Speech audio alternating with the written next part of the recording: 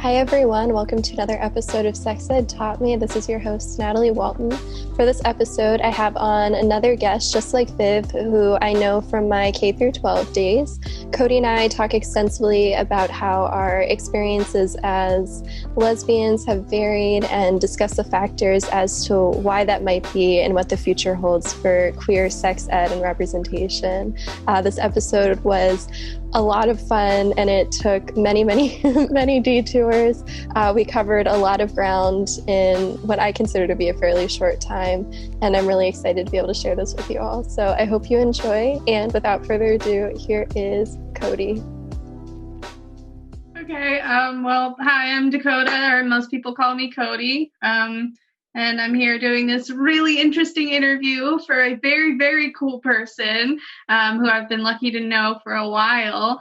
We're going to talk about sex and sex ed experiences. I know that's probably your line, but I'm just really looking forward to it. No, that's perfect. So this question is going to be a little bit weird because we basically grew up in the same area. I'm going to say basically, is that we did grow up in the same area, but that's fine. So can you, from your perspective, can you tell me a little bit about kind of our hometown and kind of the people we grew up around, what our high school is like, that kind of idea? Yeah, definitely. But I will actually add a little bit that I lived in West Virginia for about 4-ish years. I lived in the Panhandle right before I came back to middle school. Yeah, I guess I started 6th grade back in Delaware. So I was born in Delaware, left, and came back. And West Virginia was actually where I did have my first sex ed class sort of thing. And that where I lived in West Virginia was kind of like a transplanted East Coast transplanted West Coast to be completely honest. It was a very small hippie type town. It was called Shepherdstown. And there's a small college there, and it was just full of a bunch of weed smoking theater kids. Literally, it really didn't get more West Coast over here than there, just mountains everywhere sort of thing. And that was a very relaxed area. When most people think of West Virginia, they're like Appalachian Hicks sort of idea. This was totally opposite of that, just a lot of tie-dye and whatever. Newark, on the other hand, I think is a perfect little example of suburban chokehold, which I think is surprising. No, I think it's surprising to a lot of people when they hear about that because it's Delaware and what can go on in Delaware. But I think it's a weird little town with a lot of leftover tradition and old-fashionedness. Because it's full of a lot of old retired people, a lot of people retired to Delaware. And as an academic institution goes, UD pushed out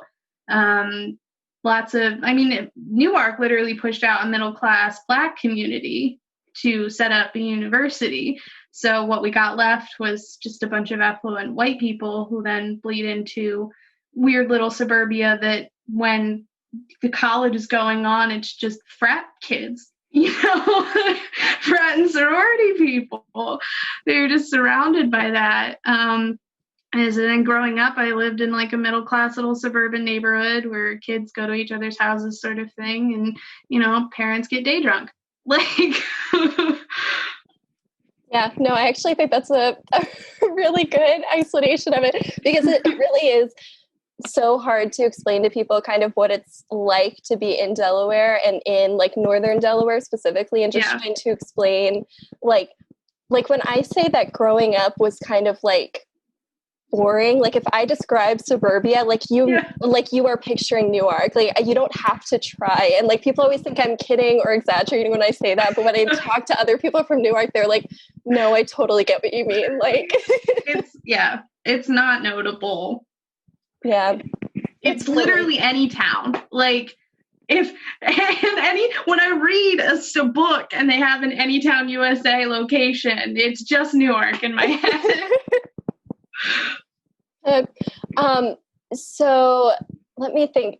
How would you describe kind of sex ed within kind of the context of that. So you're thinking about the classes, because we would have taken the class around the same time, if not like the same exact time. Yeah. So how would you describe the sex ed that we have, and do you think our living situation influenced the sex ed? Yeah, I would say so, because I think our sex ed classes were really boring. Like, I don't think anything particularly controversial ever happened. I don't think anything particularly like, I remember in high school, we had like a regular sex ed course where we just covered whatever, like very basic stuff, like condom, whatever. Like, and then on certain days we had like visitors from other organizations, religious visitor or somebody from AIDS Delaware sort of situation. And those were like the only times it ever got interesting. Like, so I like when AIDS Delaware visited, me and this other queer kid in the class got into a discussion about, because he like put up the bases on the board sort of thing.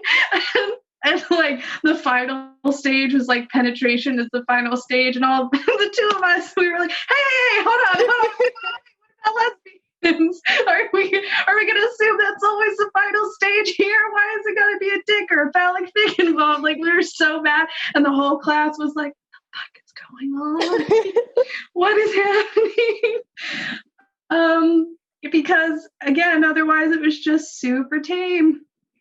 Yeah, no, I think that's a perfect summary, because it's funny, because thinking that I started this podcast, it would be easy to assume that like I remember a whole bunch of my sex ed classes, and like I feel all fired up because I remember stuff. And I think the reason why I'm fired up is because I don't remember anything. Like, it's like I think about maybe 3 very specific classes, and then outside of that, I'm like, I don't really remember what we went over. Like, I remember bits and details, and like I have certain memories, but it's like I could like, was it good? I don't know. Like it didn't seem to make an impression on me outside of the group that came in at one point that was kind of like, just don't do it. Like, that was the one group that had any sort of impact, because their whole message was so like scary and firm. And I was like, okay, I promise. Like, but outside of that, I'm like, I remember who my teacher was, and I remember people like giggling during it. But outside of that, I'm like, I don't know. And I think that's a really hard thing to be like, oh yeah, it's probably fine. Because it's like, if I can't remember it, it probably wasn't, because obviously I didn't retain anything, so it wouldn't have been helpful later. So yeah, that about covers it. Yeah, exactly. And then would you consider, I would say that our classes were more abstinence-based. Would you have the same kind of idea? Because it definitely did feel very like, you probably should not, but also like, here's the occasional tidbit of information, like if you do happen to. Because, I mean, in terms of like harm reduction strategies, they really didn't cover much. They were like, here's how not to get pregnant. And this might help you not get an STI. But they didn't really go over, I don't even remember going over like much of consent sort of thing, or any kind of like abusive relationships, or and we certainly didn't get into the nuances of like continued consent, like, once you are already having sex, what goes on from there sort of thing. Yeah, I would say it was mostly just like, please don't. But if you do, use a condom and don't get pregnant. Okay, bye. Like, no, because I think about it too, and I think one of the big like developmental thing for people is usually like, learning to like, this is so strange, but like learning to put condoms on things. Like, I feel like that's and like we didn't even do that. Like, we didn't even go that far. They were just like, you'll figure it out. Like, just don't ask us.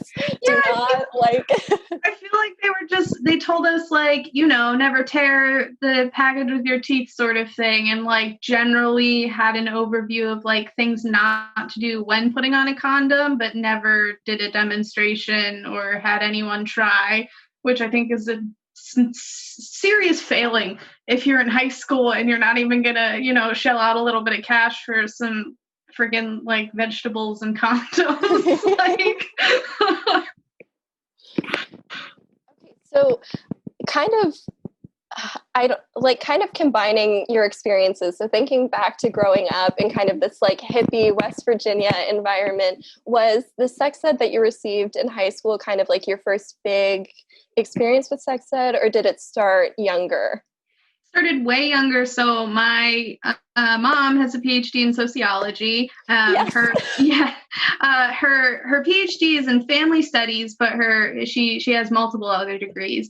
And she's a professor. She taught gender studies and sex. So I Yes. like a 6-year-old walking around all these sex textbooks and stuff, I'd open something randomly and there would be like a diagram of oral sex and I'd be like, hey, what's this? And my mom would be like, well, that's oral sex. Like it was a very, very open kind of relationship about sex in my household. So I have very distinct memories of like asking my mother certain things. Like, this is really dumb.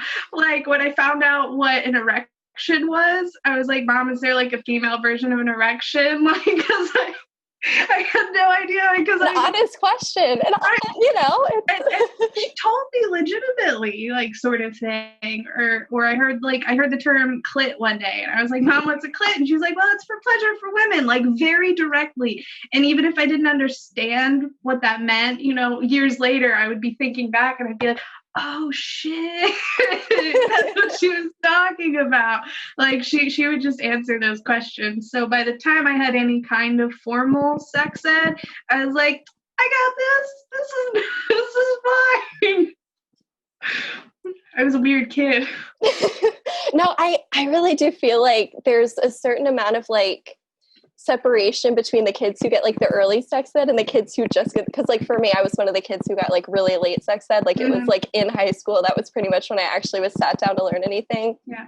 And I feel like the people where they were able to have these open conversations with parents younger, it's like by the time they reach sex ed, they're like, I already know all of this. Like, I feel very comfortable with all of these terms. And like, I feel very kind of comfortable with myself in different ways. And I don't know, I think it's really interesting. Like, I don't know what it means. Like, I'm not going to try and make any sort of like, predictions based on that. But like, I do think it's really interesting to see that and how much it can influence people, just like starting just a little bit younger, just like, taking it down before, the age of like 14, which is ridiculous to me to think about now. Right. I know, like a 14-year-old who by that point, I mean, I don't know if there have been any formal studies or whatever, but just based on, like my own friend groups or people I've talked with sort of thing, how many, like, for example, women are aware of masturbation very early on. I mean, there are documented cases of like people, kids like 10 and younger, masturbating. And it's, I think, hard because there's this whole societal sense of shame around sex and sexuality to the point where, just everything's completely forbidden, verboten, whatever. And it creates, not necessarily overtly, but kind of a sense of shame about sex, a taboo and a fear about it. And if you're not even learning terms, or if you're not even having someone who's just willing to explain to you what like arousal is, because you're not going to go out when you're 9 and you ask what arousal is. You're not going to go out and try to get fucked. Like, that's not really what happens. So if you can create an idea of at least curiosity or a sense of being comfortable enough to ask those questions in the first place, you create a person who is already comfortable enough to understand themselves and the world around them when it comes to sex. Yeah, no, and I think that's a really good point in terms of just like understanding yourself. Like when people ask these questions, it's usually just because it's like their body, like, like it is something that you are living within, like you are walking around as this person in this form. And it's like, why wouldn't you want to teach somebody all of the parts of that so they understand themselves a little bit better? It's like, why would you want to just like completely cut off certain parts of them and be like, no, like you'll figure it out later? Yeah. It's like, there's no guarantee that they will, you know what I mean? Like, it's kind of like you sit them down for a class, and I only got like the one sex ed class, like, I don't know about you, but like, it was like one it was one for me. Yeah. And it's like, if I didn't learn anything really from that. So it's like beyond that, it was all on me. And it's like for people who don't have any interest or don't know where to go or don't know who to ask, it's like, so they get that one little chunk of information. And after that point, it's just up to them. Like, that seems ridiculous to me. Like, it's just, I don't get it at all. I'm like, why wouldn't you keep providing resources for people? It's really, I don't know. It feels strange to me that that's one of those things where people would completely just like cut it off and be like, oh, well, you didn't learn it during your like one mandatory sex ed class. You know, good luck. Like, exactly. You know, Google exists, whatever. And then you get into a whole other level of damaging sex ed online. Yeah, no, the whole Google thing is like, I'm glad it exists on some front because it's like, you know, I think it can help with like just being able to ask those questions and like you don't have to bring it up with anybody. Like, I know for me personally, that was a huge part of me, like, you know, coming out, like just the kind of like figuring out like, oh, like what is going on. Yeah. But it's also like, I remember the stuff I read on there and it's like, I didn't need to be reading that. Like, there's a lot of stuff where I'm just like, it probably didn't benefit me. You know what I mean? Like, I think about it now and I'm like, some stuff definitely did. Other stuff, I think it would have been better if I'd heard it directly from somebody, like an adult in a classroom or, you know, even like a doctor or somebody along the way. So.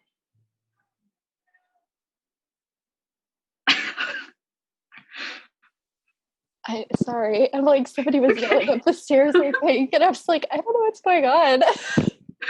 Sorry, I was like, was that to me? I don't know. No, it's okay.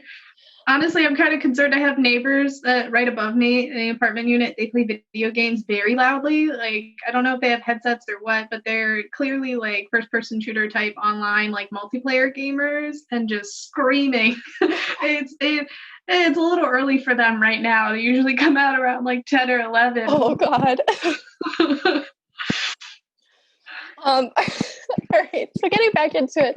So relatedly to like this whole, you know, Google versus classroom versus, you know, other sorts of information, where else do you feel like you learned anything from friends or books? Or I know for me, like, you know, music videos and kind of like pop culture and TV shows was really big. I remember like magazine articles, like I saw an ad for like the L word and that was like, that like developmentally was like, that had a huge effect on me. I'll say it. I'm open enough to be able to admit that now because it was really, I've held on to that for like 7 years. And oh my God. Never going to talk about it. But yeah. But if there's anything that you had a similar experience with. Yeah, I mean, definitely like magazine sort of thing. Like, sure, I saw magazine articles, like I would see Cosmo sort of thing. I'd see the titles of Cosmo magazines or like little article blurbs or whatever, and I'd be curious, want to know more about that. Read a lot of fan fiction. Like I read Harry Potter fan fiction, and I would read Harry Potter fan fiction that had sex in it. You're not the only one. I can say I was not part of that, but you're not the only one. I stand with you. I get it. And that actually started after, again, weird kid, 11 or 12 years old, I guess. I went to this called Mountain Meadow. It was this overnight summer camp in New Jersey that was for queer kids and then queer parents to send their kids to. Like, it was gay camp. There's literally no other, like, I went to gay camp. And I found a group of friends there. And I mean, I would say pretty much all of us were just a bunch of questioning or out kids by that point. We had like, you know, like Jazz included, my sister, like 3 people, I think, who identified as straight. And I don't know that they all do anymore, you know, like, so overnight camp, and we all just got to talking about many things. They influenced a lot of my curiosity because it was ranging from like probably like 9 was the youngest, and then we had some 16-year-olds, you know, like junior counselor situation stuff. So we definitely, like, younger kids learn from some of the older kids, like, ask questions, and not all the information was always accurate, but, you know, the older kids wanted to seem cooler and the younger kids just ate it up. We were like, yes, that seems totally real. Thank you for your wisdom about kissing and whatnot. Like, thank you. So I returned from that with a lot of questions. And then I had my first girlfriend there, and we like held hands or whatever and blushed about that. So yeah, it was absurd.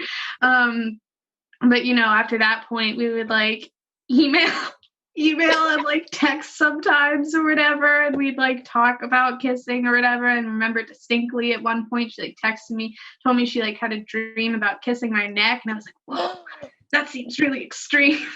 The scandal of it all. It's very, I was like, oh, that's very scandalous. I'm very like flustered. I was like, oh my God. And so I don't know, like I started writing fan fiction also, despite having zero experiences. I was like, I want to write about the things that I want to experience. And I did. And again, then I got feedback from friends, you know, got on Tumblr. I was on that boat too, Doni, and that's how I got so much of my information. It's like, I think about it now and I'm like, oh my God, I just had free reign over that website. The things that I saw, like the things that we've been through. So yeah, I was on Tumblr. I have friends to this day who I made at the time. And like talked about stuff with them.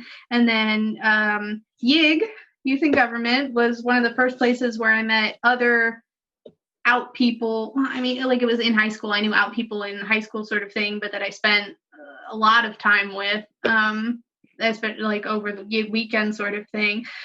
And I met two girls who were in a relationship, and actually like an active sexual relationship. I asked them so many fucking questions. I was like, please just literally run down, like start from the beginning, go all the way through.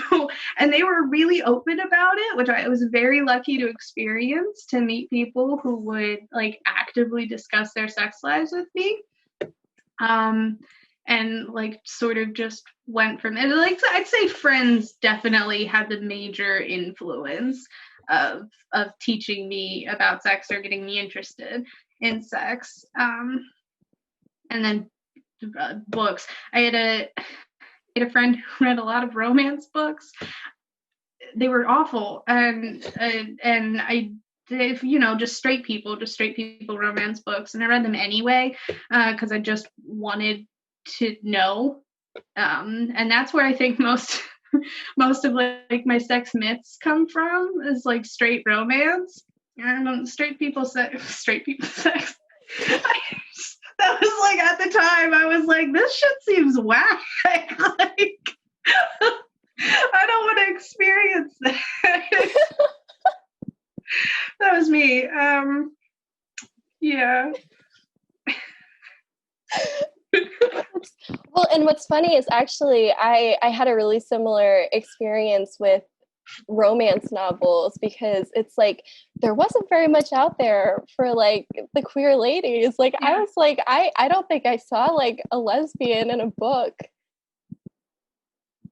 until recently. I'm like, thinking about like, you know, young adult literature that would have been accessible for me at the time. It's like definitely not very many options growing up, if any at all. So it's like, you know, and I ended up veering toward like the straight romance thing too. And it's like, I'd read them and I'd be like, I guess this is appealing. Like, I guess this is what I'm supposed to want. Like, it was like when like a woman talked about her pleasure in a situation that I had a whole, like, I'd never necessarily questioned my gender. Like, I certainly don't fit the mold of, you know, stereotypical femme woman sort of idea. Like, I've never thought that I was trans or that I should be a man.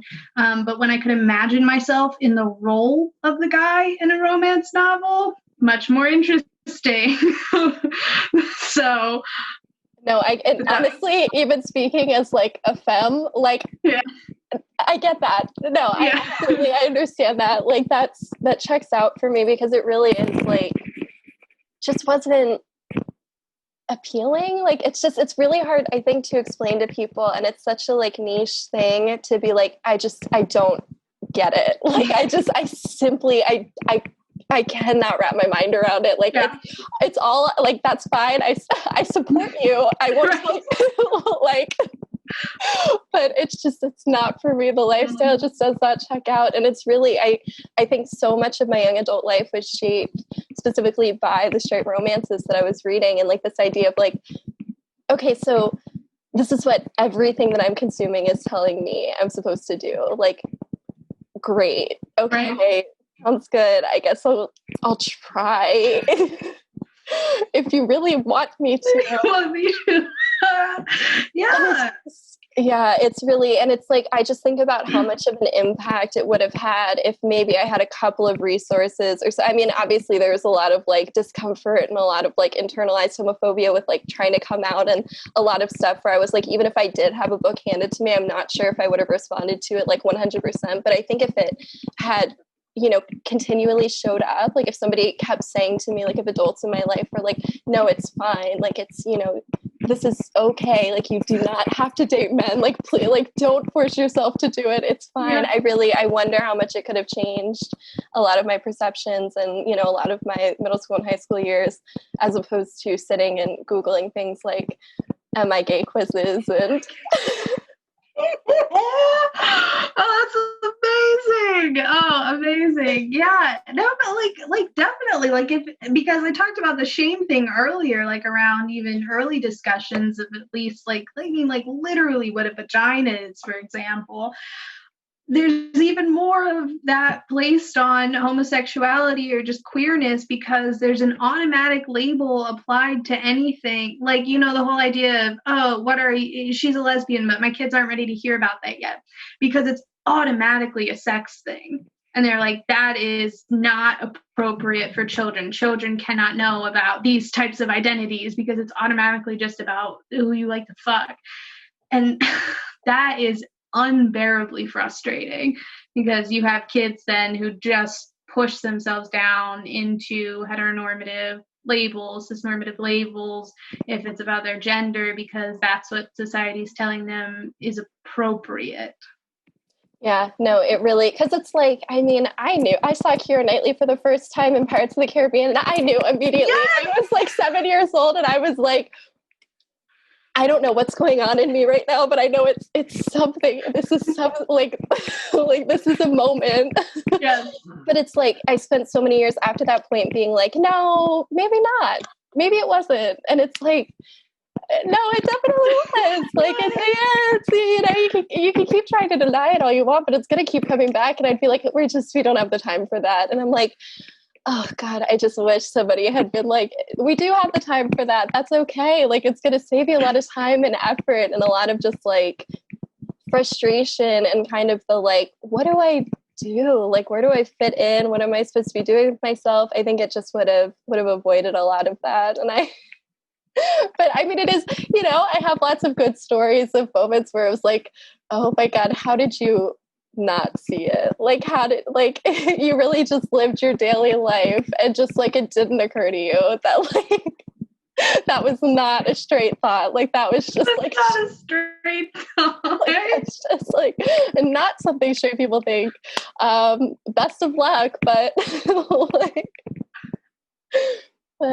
yeah, no, I think it's fun that not fun, but like, I think it's interesting how different our experiences were with growing up, especially because I remember Newark as being a super hetero place, like aggressively, to the point where I was like, because I think it was maybe you and then like a couple of other people where I was like, okay, like, yes, I know they are out. And then otherwise I was like, who else? Like, it was like, I didn't know. Like, yeah, well, it's, you know, I was going to say something too, like, it's really interesting just thinking about, you know, from like, I cut my hair this short in like 4th grade. And then by the time I was 11, I was like, yeah, I like girls. And I was like, that was it going forward. I was like, yeah, that totally tracks. And that's what my life's going to be. So I showed up to high school, like, aggressively out. And it was like me and then like Liam and, you know, other people theater kids are, but it kind of just ended up being a bunch of like gender nonconforming queer kids who were very confident in like already in their ability to deal with any kind of bullshit that got thrown their way, and had weathered any kind of homophobia to the point where like once we got to Newark, which was aggressively heterosexual, we were like, well, whatever. Like, Yeah. okay, interesting. I mean, I remember getting called a fat like frequently, certainly in freshman year. I think they sort of warmed up to me after that point. But the first person who called me a fatty at Newark, I laughed in their face. Because I had been getting called he, she, and it in 6th grade. You know, like by that point, and that's such a horrible thing to be like, yeah, I was used to it. It didn't affect me anymore. Because that shouldn't be the reality of the situation. But it was like by that point, and I think it also had a lot to do with how I grew up and the openness of my household, that I was so comfortable with myself that anybody's idea of trying to put shame on me or make me uncomfortable about showing up to a heterosexual space, I was like, fuck you. Like, it's not gonna happen. You can try. No, I love that attitude, because I feel like the thing with me was like, well, you should just be straight. Like, it's like nobody was like, oh, you like stay in the closet. Like, there was nobody ever in my life who was like, no, it's just, this doesn't seem like your time. Like, just don't do it. Like, you're probably not, you're just lying to yourself. Like, there was never that conversation, I think, because nobody ever thought I was. Like, it was right. Like, it was still, when I came out in college, people were like, oh, like that explains a lot. Like, like, but it wasn't that feeling of like, oh, I totally would have guessed that. It was more of a feeling of like, okay, now that you're saying it, it makes sense. But I don't know if I would have guessed it in high school, because like I didn't really know. Like, I hadn't come to terms with it. I didn't have any sort of like, feelings of, oh, I need to come out. It was just more of a feeling of like, I keep saying like occasionally weird things that I don't think girls say to their friends. Like, I like, I don't know what's going on here. But yeah, it's just, I don't know.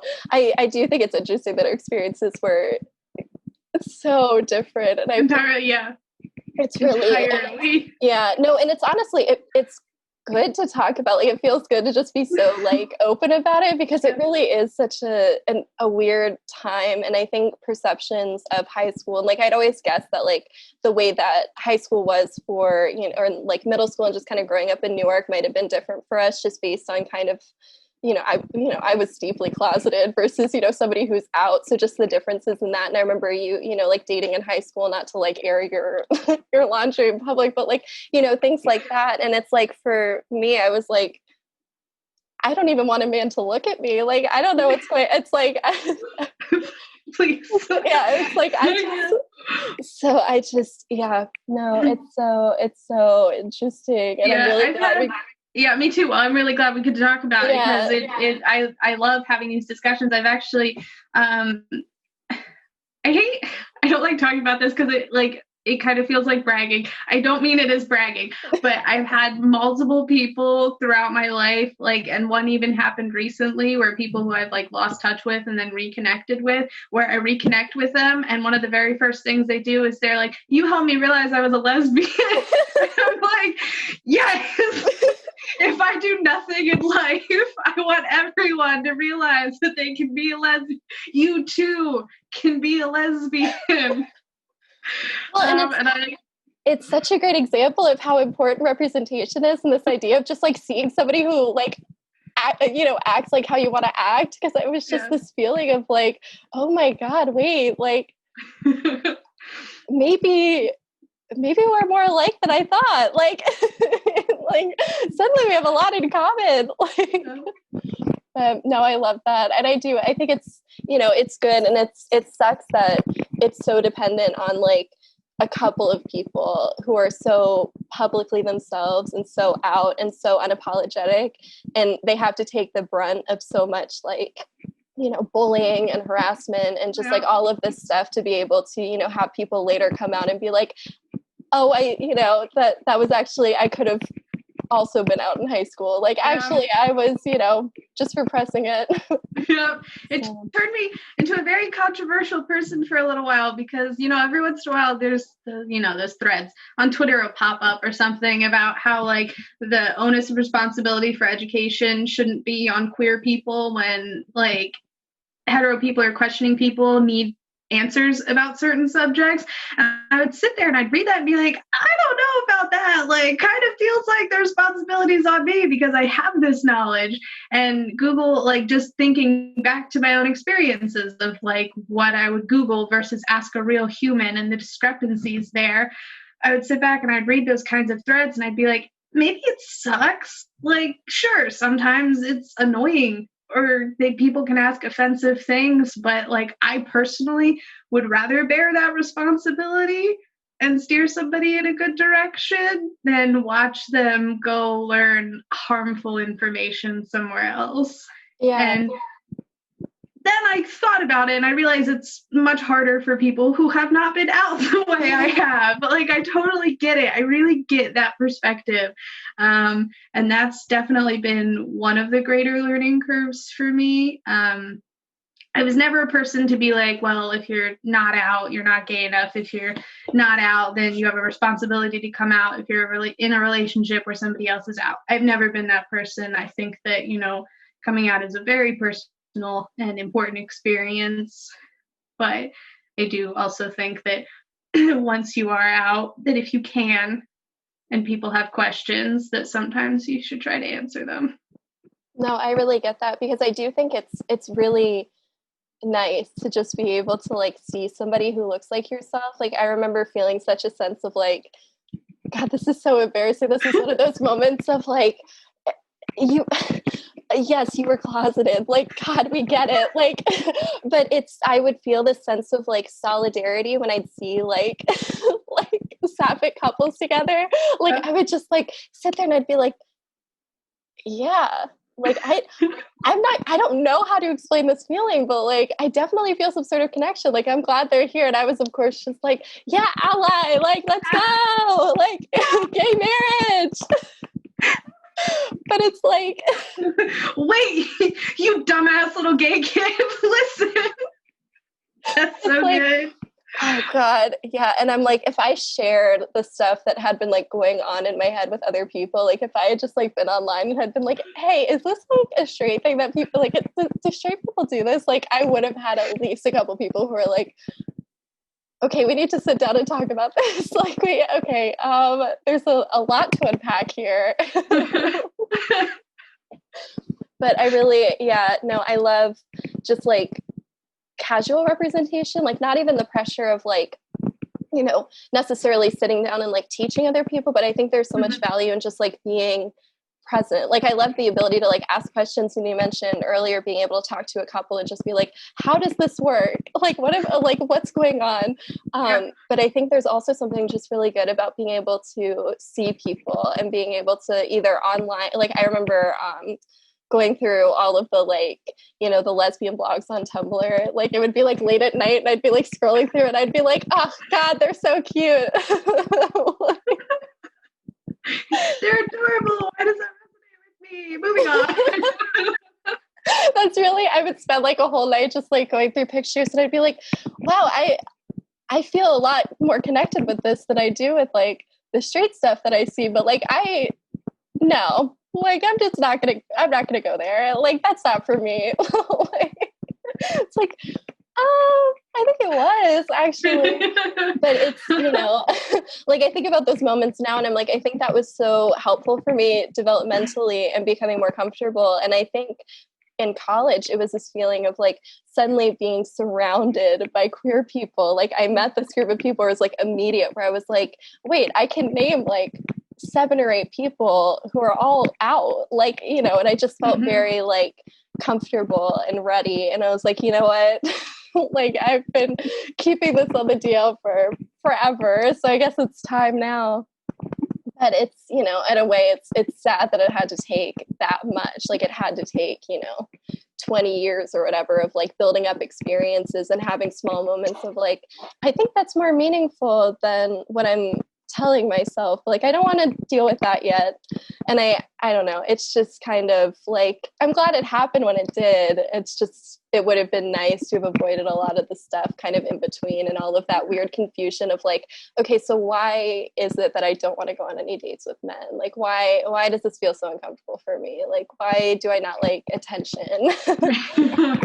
Like, yeah, because there was no presence for you, and there was no understanding, no education on that. Just you had to rely completely on yourself and then culturally what you thought you knew and what you perceived about yourself. That's tough. It's the whole baby gay thing. It's like the people who come out really late in life versus the people who are just like, I've been out since I was like 8 years old. Like, this is not a question for me. Like, I've been like, I have known this.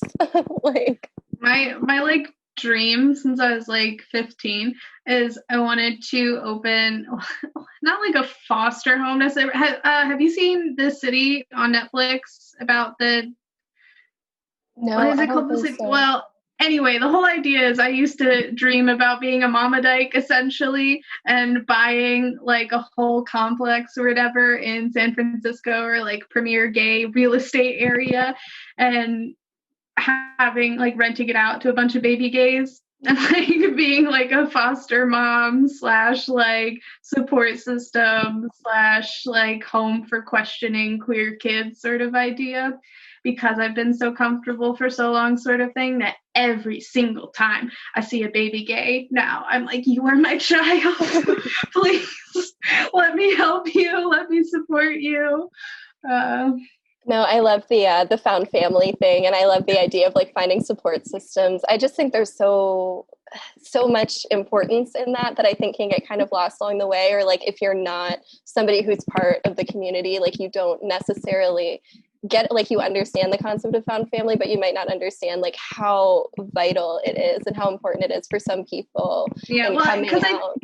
Yeah, because I think it's a lot of idea of they're just like, oh, well, I guess, gay people stick together and they think it's like a friendship thing. They don't really understand how many of these people are coming from backgrounds of like internalized homophobia themselves or homophobia from their parents sort of thing. And that it's not necessarily just about a sense of like shared gender or sexual identity, but an actual like literal community of people. I've had like a lot of well-intentioned, well-meaning people who are just like, I don't get the whole pride idea. Like, why are you proud of like just, being a person who likes women sort of thing? I'm like, you can never conceptualize what it means to be a part of this like marginalized community and to celebrate that identity.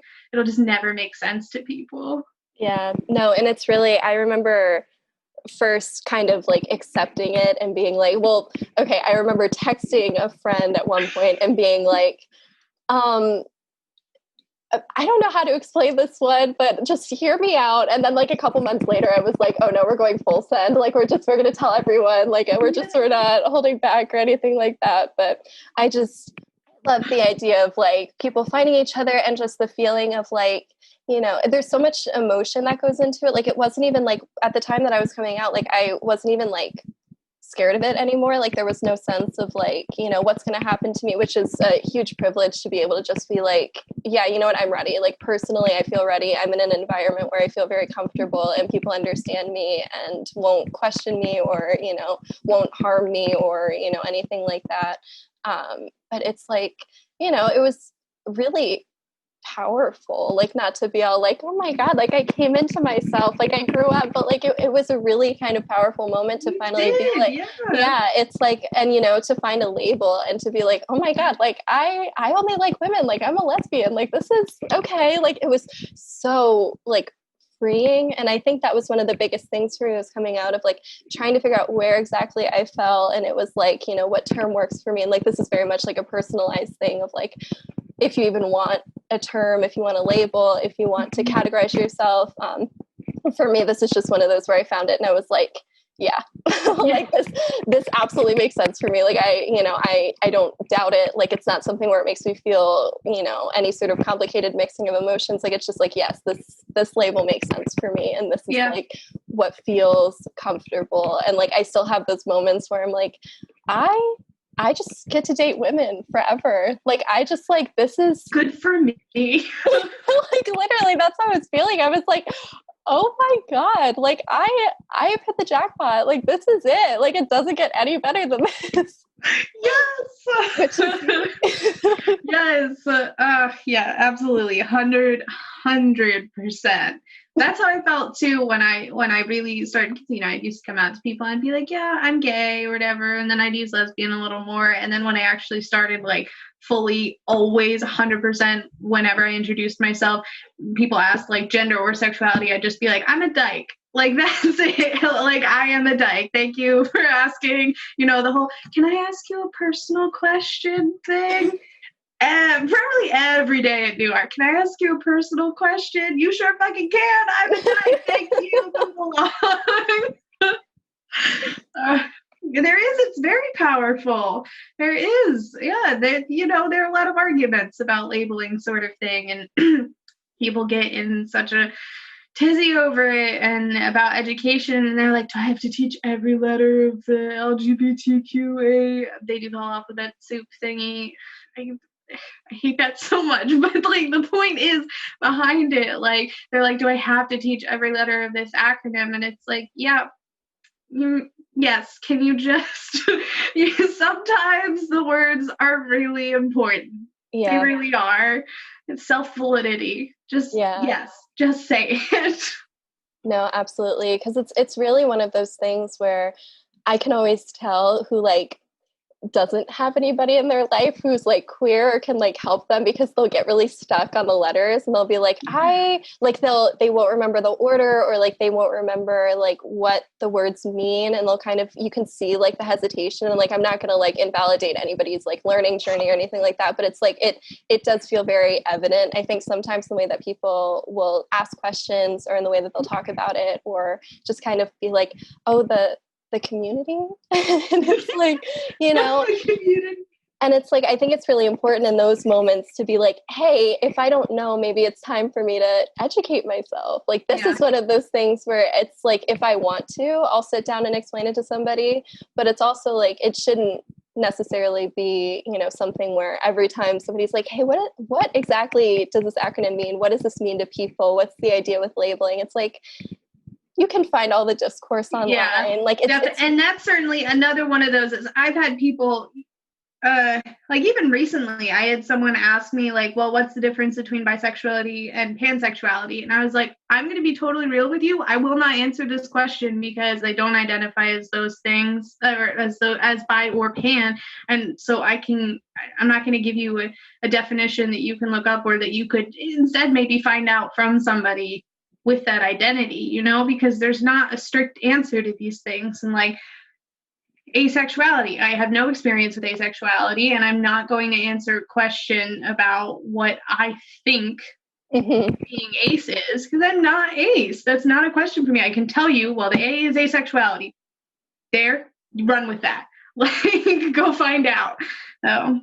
Yeah, no, because I think that's a really important point that kind of gets lost along the way of like, the experience isn't the same for everybody. Like the definitions vary so much because it is labels. I mean, it's labels that people they feel comfortable with, and they understand it in a way that applies to them. So it's like, I can't explain really what anything other than like lesbian truly means. Like I can explain, and even then I can only explain it within my personal lens. And this is coming from somebody where, I mean, this is like my field. Like this is the stuff that I research and I care about and I read about all the time. And it's like, I still don't feel comfortable taking up the space and being like, yeah, this is like, I'll tell you what the letter means. But other than that, I'm like, I'm not going to try and define what that is, or, try and tell you one way or another. And I think it's also just because the labels change, like the way that people identify and the definition they might use will change. Okay, so what do you think you were told about sex. So like if you could sum up kind of like what your takeaway was supposed to be from all of it, like if you're thinking about, family, friends, fan fiction, like anything like that, what were you supposed to think about sex based on those things? Yeah, no, so I was definitely taught either, well, like you and yourself, two people or more. Like I was taught the full like spectrum of sex can be between individuals or many, like however many other partners. Like I was taught that. And I definitely got the love aspect of it. There's no discussion of like hookup culture sort of thing. It was more just it's about people who love each other, or you loving yourself, wanting to bring pleasure to yourself or the people that you love sort of thing. Like that's what I was taught about sex, I think, with every source. Like, sex ed, don't have sex notwithstanding. Like my major takeaway was that. No, I think that's really, honestly, really like powerful, because that's so different from what a lot of people are taught, because it's usually more of an idea of like, don't do it at all. And it's like, there's a focus on the love aspect, but I think it's almost more of an emphasis on like the fear part of it. Like it's more like the scaring people out of it means more like, even if you are in love with this person, like, it's probably for the best you wait or be older, or like just wait. And they never give you like a time frame. They never tell you like there's no age. There's just kind of like just wait and you'll know. And it's like that was never helpful. Like that's always one of my biggest pet peeves when like teaching people things, is being like, oh, I'll tell you when you get older. And I'm sure a lot of people feel the same way about that, because it's like, well, sometimes it's, what does that mean when I get older? Like when can we set like a day? Like, is there like a time that this conversation can come up again? Like, I don't really know how to take that. Yeah. No, I really love that idea of just emphasizing the idea of love without the fear aspect. Not to sound, it sounds wishy-washy. I even like, I'll think about it. It sounds very hippy-dippy sort of like idea of me, but that's, and I always do. Like I led this and I was like, I was a weird kid because I was like, I 100% do not think that my experience was similar to very many other kids at all. I am extremely open about sex and sexuality, and that's totally due to my background and what I was allowed to be taught and allowed to understand about myself from an early age, and I have no expectation ever that other people had the same kind of experience. Have no expectation that when I'm just like, sure, we can talk about this, that people will be comfortable doing so, because I'm very like no shame about sex thing. So I don't like the idea of telling people that they can't have discussions about sex or putting a lock on any kind of discussion about sex. Like I will in public, if there aren't, like children around, I will talk about a sexual experience, because I just don't think there should be that much shame on it. It's such a Christian puritanical idea in society, and it pisses me off constantly. and that's one of the things about like fan fiction. Like I'll be totally honest, I still read fan fiction sometimes, and I'm a real baby about it, and I will not read fan fiction with homophobia and transphobia and stuff in it, because I'm like, I want a love story. I want Schitt's Creek. I want a universe where homophobia just doesn't even exist. Don't give it to me. I'm sure you've seen me tweet about it. The show Black Sails. Yes. Pirate show. The whole thing is about being gay. Like the main character is a gay man, and he literally goes to war because England killed his lover, like because of shame in society. And he like starts a whole pirate war because of this. And the whole quote in the show is, "My truest love, no shame." Like that's the entire overarching idea of the entire series, is not to be ashamed of being gay. It's just a pirate show. That's what it is. And like, that's how I've then tried to approach life, and like would be my ideal sort of utopian society situation, is where we would just stop teaching kids that they should be ashamed of these things. that they should be ashamed of any kind of sex or gender or identity or sexuality or like discovering and looking into who they are. Like, and you know, like hookup culture can be a really important thing because it can help a lot of people discover what they don't like. And if we had like better sex ed, or we had people not learning dumbass things on Google, maybe they would find out what they do and don't like a lot earlier and not go forward in, and not just on sex, but like just why does kissing a boy not feel right for me? Why do I not want to be perceived by men? Like literally, why don't I want them to look at me with that kind of look? And if we didn't have that sense of shame about all of those things, we'd have a lot healthier kids in terms of mental health and being able to express themselves. Absolutely. That's my big soapbox thing that makes me so mad. Like homophobia makes me mad because it's about shame and it's about trying to teach somebody that they're different and wrong. And that whole idea is horribly oppressive and disgusting. And to experience it as someone who's been out as long as I have, and then the moments when someone does say something hateful to me and it does hurt, it's upsetting. It's upsetting because it affects me. I'm like, oh, it shouldn't affect me because I'm so proud of myself. You know, I actually get really down on myself when I get upset, and I'm like, why are you being so stupid about this? You're really proud of who you are. Why does it still hurt you that someone says this to you? But it's because it's not just a single person saying it to me. That's a societal idea saying that to me. That sucks. And that beats me down after all I've weathered. And then I think about all the people who didn't have the kind of childhood I did and haven't reached the kind of place that I have, and what they experience that's worse than that.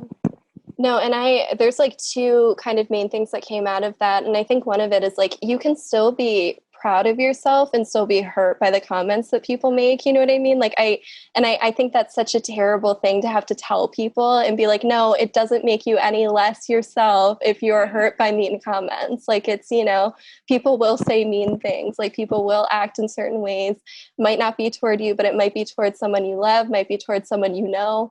And it's just, I think it's really important to be like, yeah, you know what? Still hurt. Like, you know, like that comment still really, really sucked, but it doesn't make me any less of who I am. It doesn't, you know, make me want to shrink back and do anything, you know, that kind of idea. Or if it does make you want to shrink back, it's like, you know, you got this. Like, I promise, like there are people out there who understand you and want to be there for you. And it's, you know, it might not be the people you're currently surrounded by, it might not be your school, might not be your family, but like I promise you, there are so many people who are actually like there for you and do want to be there. Because I think that's one of those things that I wish people kind of had told me growing up, because I really did. It wasn't like a feeling of like, you know, oh, I'm so alone. Like I, you know, can't find it, because I wasn't fully aware of like how deeply closeted I was. So I didn't have that feeling of like dread or feeling like I had to hide a piece of myself. It was just more of a feeling of like, I didn't get to fully explore myself and fully kind of understand who I was. And it took a long time for me to actually get there. And it was a feeling of like fear and shame and stuff, exactly what you're talking about. And it's like, that's so devastating. Yeah. And then because like people don't come out until they're, you know, 50s, 60s, you have people coming out, or then you have the other side of that, of people who never come out, and then instead they just beat the shit out of other queer people, you know, like the toxic levels of internalized homophobia, like just what we've done collectively because we're not willing to have these discussions or have a, you know, again, going back to like a sex ed that just broaches these topics even a little bit, I think could, you know, genuinely save lives. Yeah. No, and then the other thing that you were talking about with Black Sails, this is one of those things that I think about constantly, is this desire for media that doesn't surround coming out. Like, it's not about the feeling of like, you know, having to come out to family or come out to friends, or like the pressure where the big like climax of the film is like, you know, being honest with somebody and coming out. And it's like, those are beautiful, and I'm glad we have them and they're really important. But it's like, sometimes you just want to watch people be happy too. Like, it's, you know, it's just, you just want to watch, or you want to watch a whole bunch of like pirates, you know, be gay and literally like, no, seriously, I've talked about this. I'm like, why can't we just have, you know, like a like Transformers level like trash film that just has gay people in it? Yes. Like I not every story has to be this like art film with coming out and homophobia and personal struggle and drama and really devastating themes and romance and stuff. Sometimes you could just have a good, happy, queer story. It's possible, I promise. It doesn't have to be porn either. Like, you can just make something nice. Just do it, please. Yeah, no, because it really is like, one thing that I've seen a lot now, because it's around the holiday season, is this idea of like, you know, just like a Hallmark level, just like we want to see like, you know, two women or two men just like fall in love with each other during the holidays. Like, I want bad dialogue. I want like, you know, uncomfortable, like maybe funny, but like not really scenes, you know, that kind of like that feeling like of secondhand embarrassment. Yeah, where you're like, okay, this is really bad, but like I can't stop watching, and like I want that so much. Like, it's just, it's such a simple request to be like, I just want to see it. Like, I want it. Like, please provide this. And it's like, we just keep asking for it. And I think we're finally reaching a point where people are realizing that that's something that can make money. Like, that's like a thing that people would go out for. And like, they would really, because like, I'm not going to compare like the book industry and movies, because I understand books. I don't know anything about movies, but like, we're starting to see the surge of like, just like unapologetic, like, you know, love stories that are, you know, like I've read, I think maybe 3 or 4 YA sapphic love stories that are just about 2 girls falling in love. Like, that's the whole story, is pretty much just them being like, yeah, I think I have a crush. Like, oh my God, like, I don't know what to do. And it's like, it's so cute and so freeing, and it's so validating for people. And it's like, thank you. Like, like, even being somebody who's been out, like, it's kind of a feeling of like, I'm not in high school anymore, but like, when I read those, I'm like, yes, thank you. Like, this is good. Like, I just wanted something heartfelt, and just like, where you finish it and you're smiling, rather than you finish it and you're like, that was emotionally devastating. Yeah, like, you're sobbing. Yeah. You're like, I'm glad there are gay people in it, but I'm like, I can't recover. Like, at what cost? Yeah, no, definitely. But I think about, this is going to be a paraphrase, but there's an E.M. Forster novel called Morris, which is one of my favorite books. It was published posthumously because it's a gay novel, and it ends happily. And he actually has a quote where he's like, I shouldn't have been bothered to write it if I didn't give it a happy ending. Because like, what, like, was he supposed to suffer? Was he supposed to have a terrible ending just because he's a gay man? Why bother? And yeah, like, sure, those stories are fine to be told. They're good to be told. But I'm tired of the tragedy porn. Really tired of it. Yeah. It's like, I just want to, you know, watch something light and easy, like, even if it's cheesy, even if it's poorly written, like, even if it's, you know, not super original. It's like, because there's a huge thing now, which you might have seen, kind of this debate of like cliches versus like new ideas, and this idea that like, you know, cliches are old, like, you need to stay away from them, like, I can't stand them when they're used. And it's like, I love tropes, I love cliches, and it's like, part of that is probably because I never see myself in them. It's like all of those all of those things that are like, oh, the one bed idea, or the like, you know, enemies to lovers. It's like, I don't see that. Nobody's ever given that to me. So it's, you know, I am so desperate for it at this point. I'm like, no, give me as many tropes as you possibly can fit into something. Like, absolutely. Yes. I'm 100% there. Yes. 100% there. Like, use them all. It does not matter. You know, they're foundational for a reason. Who gives a shit? I don't care if people over there are tired of this trope. I haven't seen, like, and especially for me, like, we're getting sapphics in media. Cool. I do not see dykes. Like, I don't see gender non-conforming sapphics. I see a lot of pretty femme sapphics because they're palatable. Like, you know, there's an idea about, even as we stretch into more queer media, what's palatable for the rest of society, for other people just consuming queer media. And that's a whole other type of conversation, but like that's it's so sad that we're at this point where we have to have those, we can't even get to have those conversations because we don't even have the bare minimum yet. We don't even have that many sapphic pretty femme ladies in media anyway.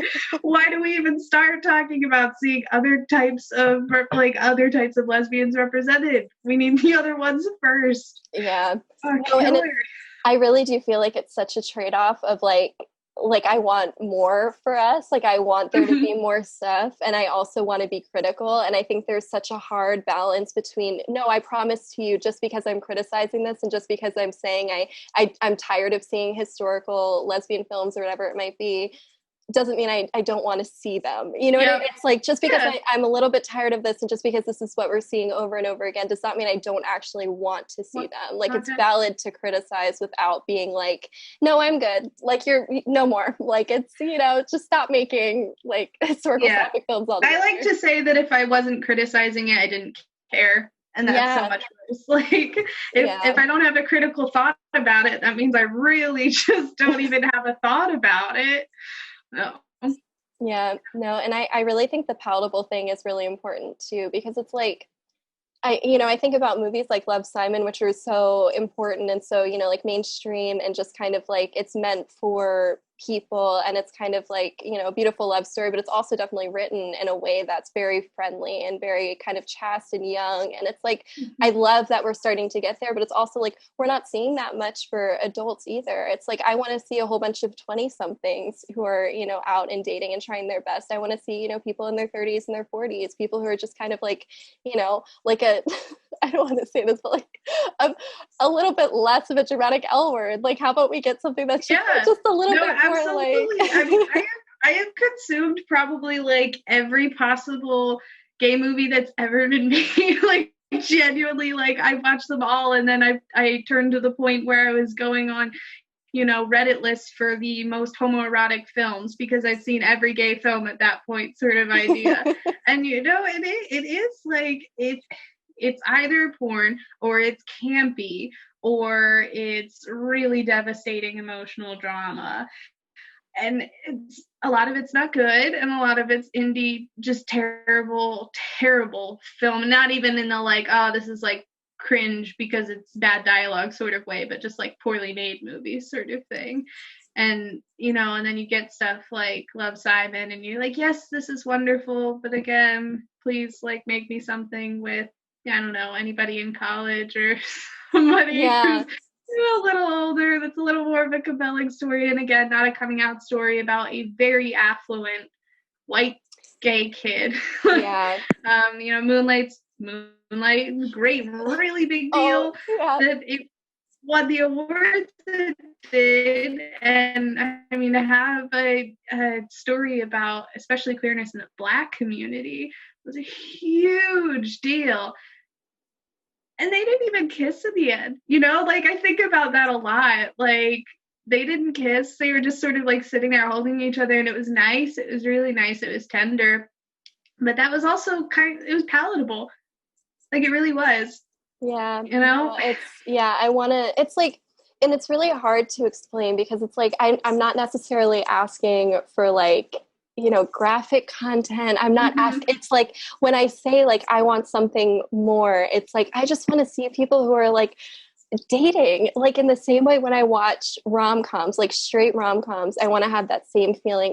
You want to see the same level of what we see in straight rom-coms and stuff and straight dramas, like heterosexual love interests. Like, you just want to see that same level of intimacy on screen for queer people without it being a big deal. Absolutely. It's like I want to reach the point where it doesn't even need to necessarily be like, you know, oh, we have a gay film. Like it's just like something where it's like, oh, great. Like we have options of gay films. Like we have things for different people in the community that different people can relate to, that are love stories for us, that make sense and are look like us and act like us, and you know, like I don't, like even stuff where it's like it makes like they make jokes that make sense to us. Like I feel like there's so many little like things that come up in the community, and little references and little just kind of like experiences that people sort of understand, but like I think people hear them more often than like, because like I'm lesbian, like a lot of the people around me are gay, you know, or out in some capacity, and it's like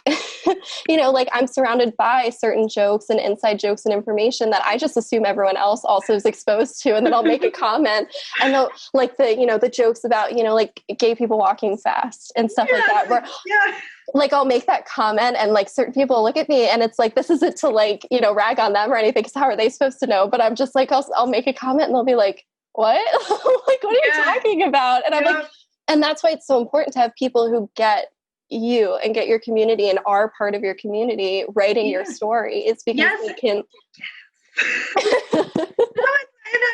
like, and then again about the writing thing, you know, all the conversations right now exist around, they're like, no, you should have like a gay man play a gay man on or in the movie. And I get where that's coming from, but it's genuinely more important to me to have a lesbian write a lesbian character than it is for me to see a lesbian play that lesbian character. And I mean that so sincerely, and I get a lot of flack for it, but I like genuinely do not care on that level, because what I need is an authentic story. Yeah. Well, because it's really, I mean, we end up in all these debates now about like, you know, some of the top movies are not written even by women, like not even just like not written by like, like, you know, gay women. It's like just not written by women in general. And it's like, what? And then we're told like we should be, you know, grateful for that, or like that's a, you know, a good thing. And it's like, yeah, I love seeing people who look like myself on screen, but like it's not written for me. Like I don't feel any connection to this film whatsoever, because it's not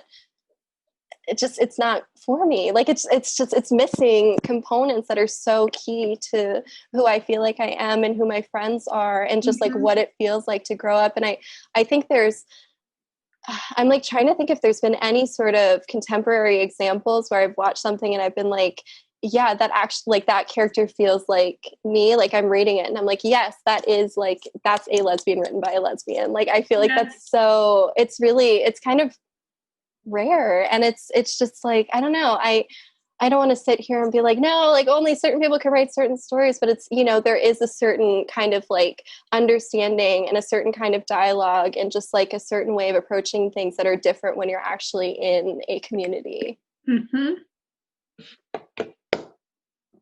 Yes. Yes, there is. Totally about an authenticity to it, and again just the understanding, the jokes, because it's like I don't even know how to explain it. It's just like it's a subculture. Like it's, you know, people have jokes, they have references that they make, you know, like there's certain people where, you know, I keep referencing the L word, which is absolutely cursed, but like it's the same idea of like, you know, there's certain people who really get that, and it's like, you know, there's jokes that come out of it. Like if I talk about like Shane, there's like a certain group of women who get what I'm talking about. They're like, you know, because it's, yeah, of course Shane was developmentally important for me. Of course I have a type, I get it, I see it.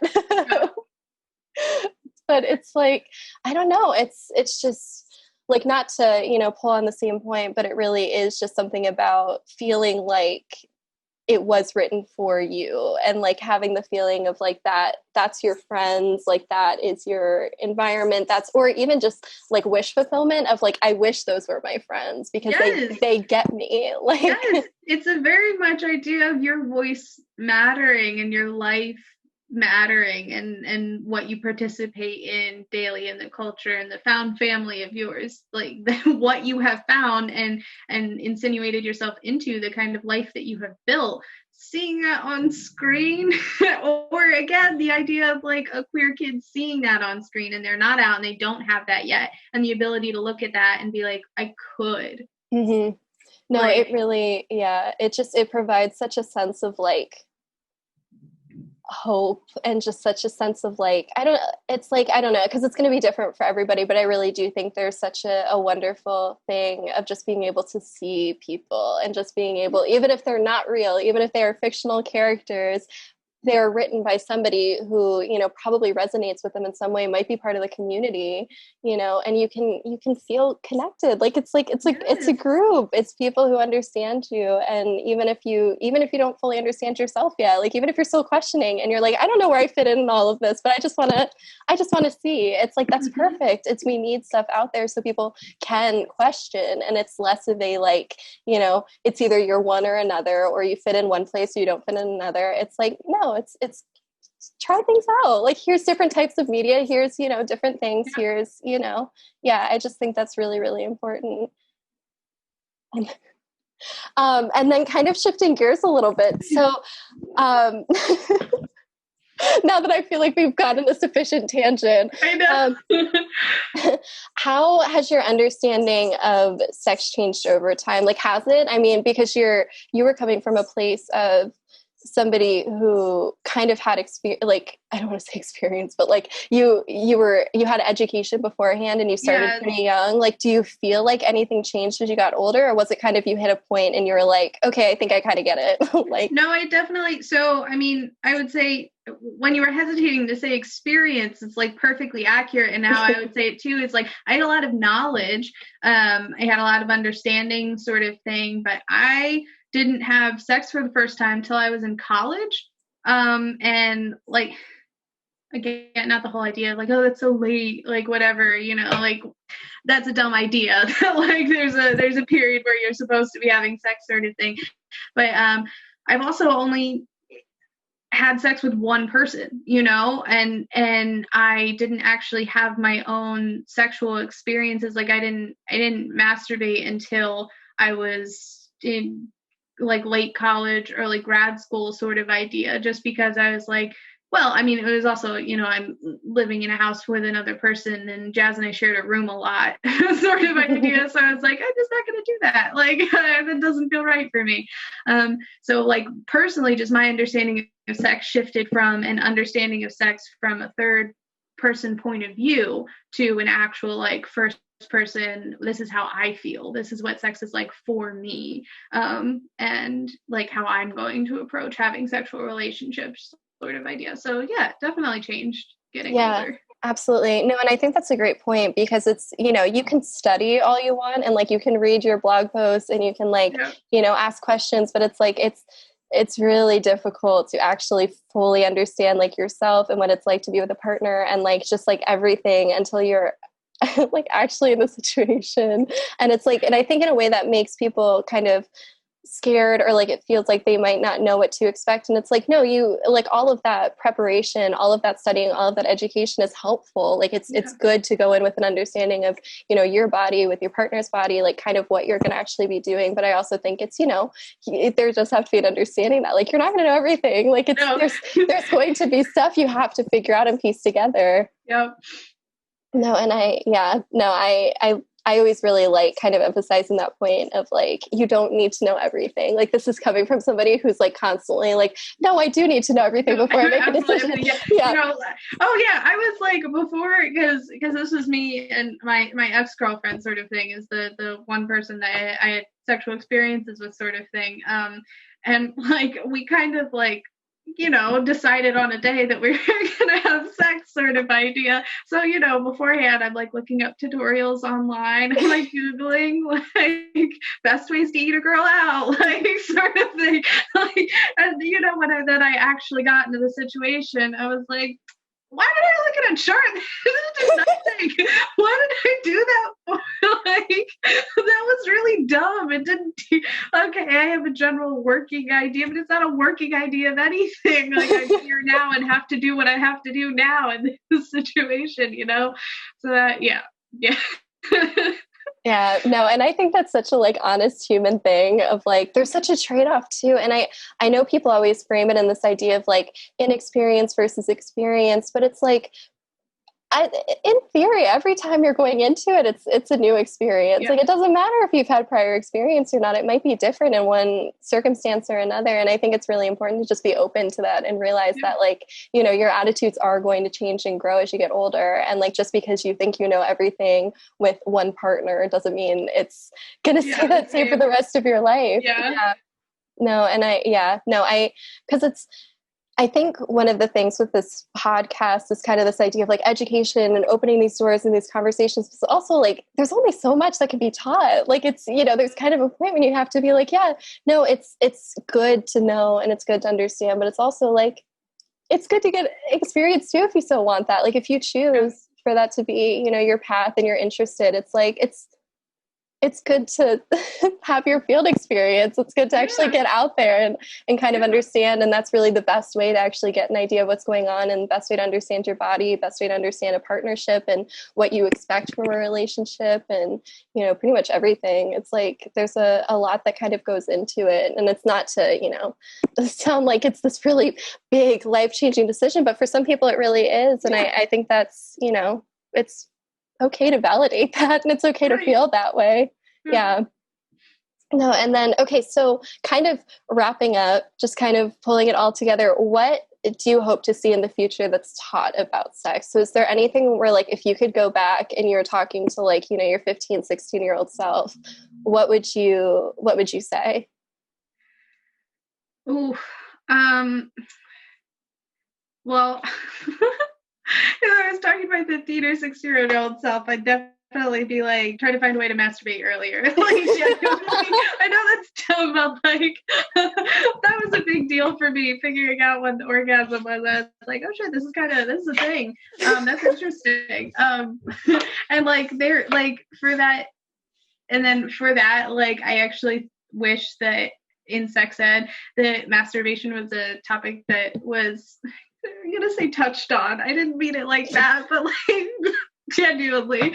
And it's hard because you know, there's a whole taboo about like, hey, don't teach kids how to have sex sort of thing. But I really wish actual sex was discussed in sex ed, and not just, you know, insert here and like, here's what the parts are sort of thing. Is just a ridiculous way to approach it, that I would like sex ed to move away from abstinence entirely. I would like sex ed to move into actual facts, and I would like an emphasis on consent, continued consent, and appreciating and understanding your own body. I think I would like, not individualized in the sense of like sit down with your teacher and discuss your body individualized, but I mean like approach sex ed not from the idea that you are a woman who will have sex with a man one day and you are a man who will have sex with a woman one day. Like, we need to get the fuck away from that and make sex ed about, you are a person who may or may not experience sex. Here's a healthy way to approach that. Yeah, no, absolutely. No, I love that. 100% agree.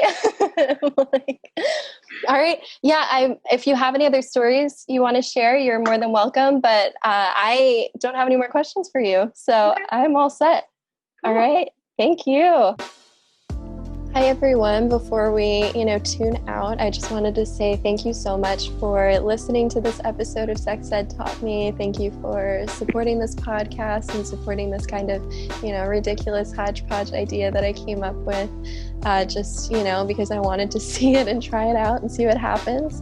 A huge thank you to Jake Miller, who is the editor and kind of just he mixes the podcast, he puts this all together for us. I honestly think he's the reason why you're even hearing it right now. So Huge thank you to him, and huge thank you to our guests who are coming onto the show. If you are interested, you can find us on Twitter and Instagram at SexEdTaughtMe, so hopefully it should be pretty easy to find. And if you want to send anything in to us, if you would like to be a guest, if you just have a funny story you'd like to share, if you have any questions or things you want to clarify, or whatever reason it might be, you can also email us at sexedtaughtme@gmail.com. But again, thank you so much for tuning in, and see you next time.